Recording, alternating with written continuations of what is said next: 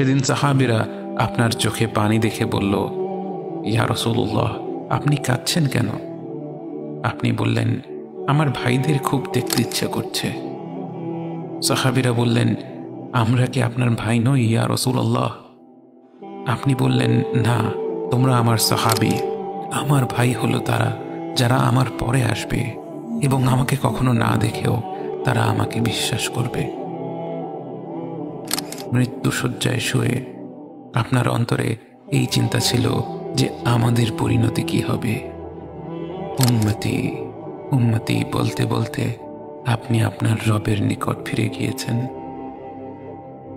আজ আমরা আপনার উম্মতের অংশ। বিশ্বজুড়ে আপাত দৃষ্টিতে আমরা হচ্ছি সবচেয়ে অপদস্থ, নিরুপায়, পরাজিত, লাঞ্ছিত, অথচ বাস্তবে আপনার উম্মতের অংশ হওয়া যে গোটা বিশ্বের সব সম্পদ পাওয়ার চেয়েও মূল্যবান ব্যাপার।